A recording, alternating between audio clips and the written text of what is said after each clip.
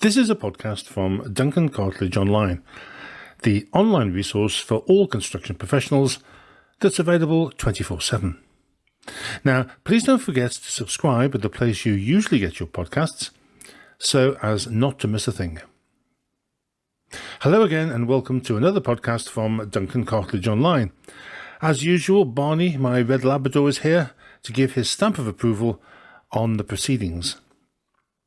In this episode, we'll look at, with a skills shortage, can you justify retiring? Improving the image of construction to attract more school leavers. And finally, have you ever been told to man up?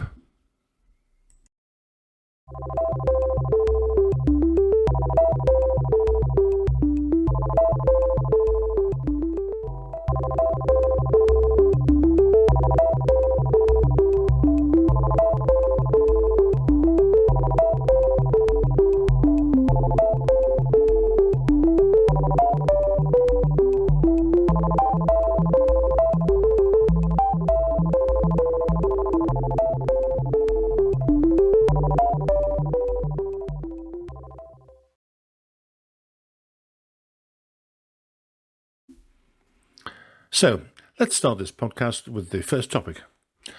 Retirement, is it all it's cracked up to be? And I've added a subheading to this first piece, Camper Van Race to the Sun. Now, admittedly, if you're on the tools, it's not so easy to carry on working up to and past the normal retirement age. It can't be much fun being a scaffolder in your mid-50s, and I'll refer to this again later in the podcast. But for those on the non-site-based roles, is there really any need to quit at 60 or 65, buy your first camper van, and then drive around Europe with your partner, trying to find something to do? I don't know whether you follow F1, but the legendary Adrian Newey, regarded the greatest ever Formula One designer, is leaving Red Bull in early 2025 after securing an early release from his position as Chief Technical Officer. When asked in an interview on Sky before the Miami Grand Prix about what he intended to do in the future, he replied, buy a camper van and tour around Europe. Oh really? I don't think so, Adrian. Can you imagine racking up to a campsite in France and seeing Adrian's F1 camper van complete with Go Faster stripes next to you? What would you do? Race you to the shower blockade. Okay, let's get back to business. Construction is facing a severe loss of experienced and skilled workers due to retirement, particularly after the pandemic, which combined with a shortage of new entrants is presenting a major challenge for the future. It is forecast that around 500,000 workers, or roughly 25% of construction's workforce, will retire in the next 10 to 15 years. Now, that's as many who left during the recession of the 1990s. Foreign labour can provide temporary relief, but is not a long-term solution. The more fundamental problem is the ageing workforce.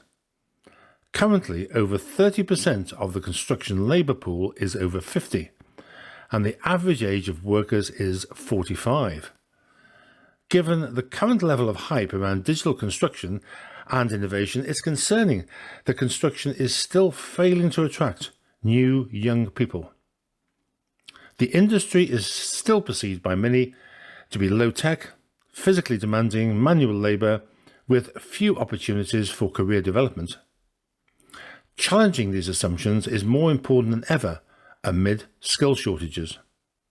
In addition, to secure an innovative and productive future for construction, the industry needs to reposition its image. According to Contractors Care, among Tier 1 firms, typically more than 25% of staff are aged over 55. In order to retain experienced older people, there has to be a shift away from the traditional 5-day model, as we saw during the pandemic, with the introduction of alternative working patterns, for example, reduced hours, remote working, flexible hours, training, and role changes. On the subject of training, There are many opportunities for lecturing and mentoring. There is a chronic shortage of experienced construction professionals teaching in our universities and colleges of further education. This increases the tendency for core modules to be delivered by career academics, and this can't be right for vocational courses. Students really appreciate being taught by somebody who has done it, been there and got the t-shirt. You will be humbled by the amount of respect you receive. Even though apprenticeship starts in construction are 8% higher than 5 years ago, the number dropped by 6% between 2021 and 2022. Although there are encouraging new initiatives like the one from the University College of Estate Management and the CIOB, who have launched a new campaign of outreach to schools to try to enthuse children about the interesting careers available in construction. I admit I'm a workaholic and have no plans to down tools anytime soon. I don't know if that comes as good news or bad news. Certainly it would be good news for Barney, as he would get more walks if I did. I suppose what concerns me most is that when I trained, it was at a time when the basics of construction technology and measurement were at the heart of the curriculum. Now these topics are a dirty word and have been pushed out by universities, aided and abetted by some professional bodies.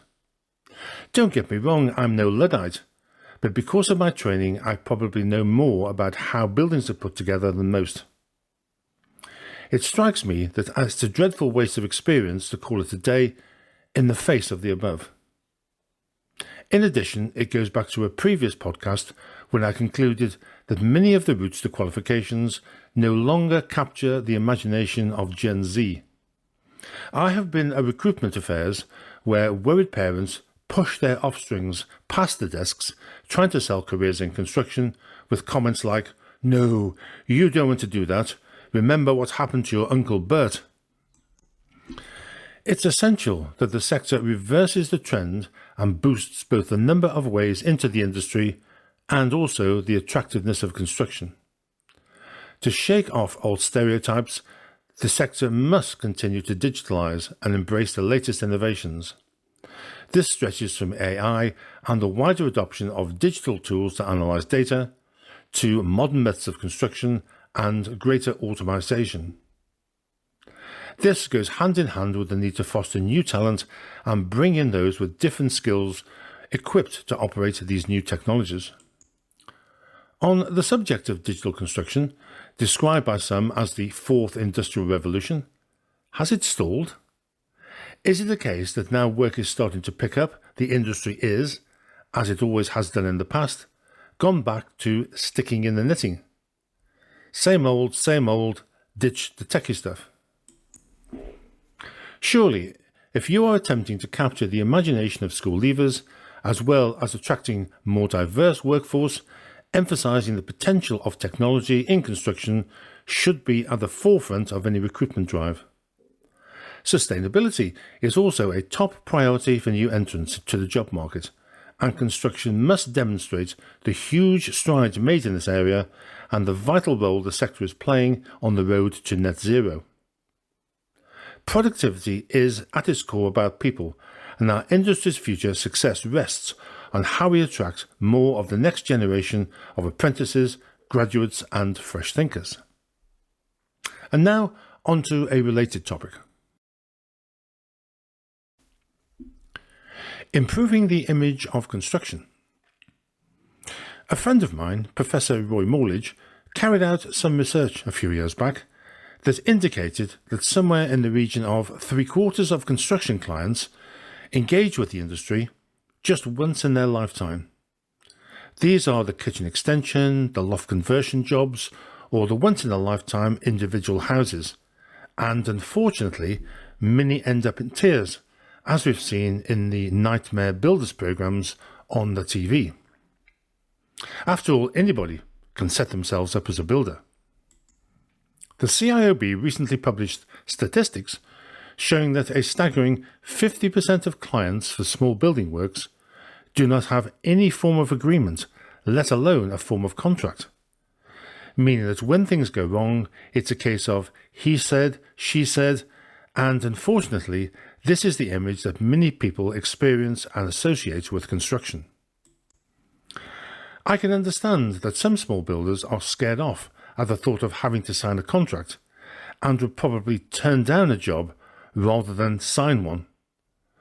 But one-time clients need to be encouraged to have an effective agreement in place. The CIOB has a free online resources for people planning home improvement projects, including top tips, templates, and blogs on how to get the best results. And let's face it, construction doesn't have a great public image. From the house extension to the high-profile projects such as HS2 and the Scottish Parliament, just demonstrates how inept we are at getting budgets and timetables right sometime. Controversially, in 2003, Bent Flyberg, a Danish academic, published a book entitled Mega Projects and Risk, in which he suggested that professionals associated with large projects that go wildly over budget should be called to account, even suggesting self-serving advisors, such as quantity surveyors, should be sent to prison if found to be complicit. Flyberg's book was reviewed in Building magazine and, as you can imagine, it caused a bit of a stir at the time. I recall a senior partner in the QS practice, Davis Langdon, being highly critical of the suggestion. Perhaps not a coincidence, as Davis Langdon were the QSs for the Scottish Parliament. Just as I started my career, the Paulson scandal was just being exposed. The case involved a developer, John Paulson, who incidentally called himself an architect, but he wasn't, bribing every public official he could find to gain work for system-built housings and high-rise blocks in the urban regeneration schemes of the time. It was discovered that during his trial that, at today's exchange rates, £8 million was handed out in return for contracts. Fast forward, and seldom does a year go by without some scandal or other being exposed. Bid rigging, cartels, overpricing, just to name a few, and these are not confined to jobbing builders. Some of the biggest contractors and practices have also been found out. It is comforting that during the past 25 years, there has been a greater emphasis on ethical practice by professional bodies, but we've still got a long way to go. Professional bodies across the world have been playing catch-up with unethical and downright criminal activity by revising their codes of conduct, but unfortunately, in many cases, the codes are too subjective and open to interpretation, with advice like, and I quote, "Members must provide professional services of a high standard." Fair enough, but your idea of high may not be mine. Or, "No member shall conduct himself notice, in a manner unbefitting to a member of this institute." This reminds me of an old Groucho Marx gag, which goes, "I don't want to belong to any club that would accept me as one of its members." One of the problems is that fraud is not spoken about in the industry. It's the proverbial elephant in the room, and not unsurprisingly, when work is scarce, fraud increases. I was once asked by a part-time student to supervise their dissertation on fraud in construction, but following a discussion with the student, I was advised to forget it because their employer had told him to find another topic. It was too controversial. And finally, some very disturbing news. And to the final piece in this podcast, which I've called Manning Up.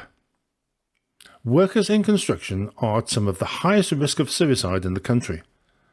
2021 saw 507 construction workers die by suicide, which equates to an average of 2 workers taking their life every single working day, and is 4 times higher than the national average.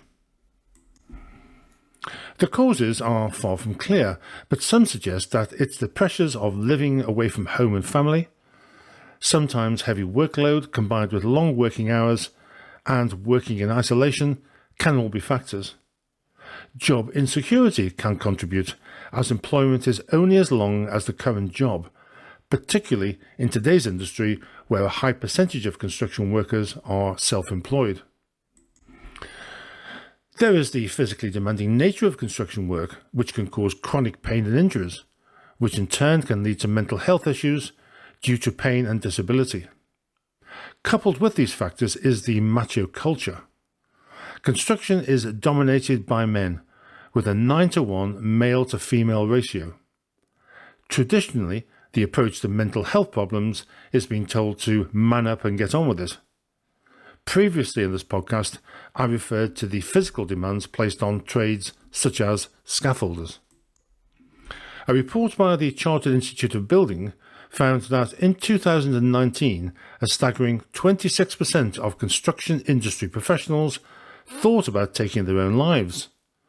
Furthermore, in 2022-2023, stress, anxiety and depression accounted for 49% of work-related ill health, resulting in 17 million working days being lost, according to the Health and Safety Executive.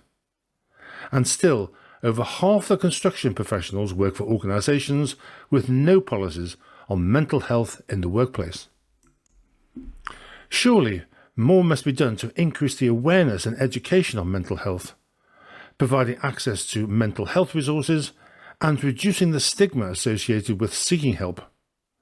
By addressing mental health challenges in the construction industry, we can create a safer and healthier working environment for all workers. Now, a final note on Adrian Newey, the F1 designer. This week he admitted he will be joining another F1 team, so look out for Jurgen Klopp's camper van on your travels. Well, that's all for this episode. I hope that you found it interesting and thought-provoking. This has been a podcast from Duncan Cartlidge Online. Thank you for listening. Please don't forget to subscribe. And from Barney and me, until next time, take care.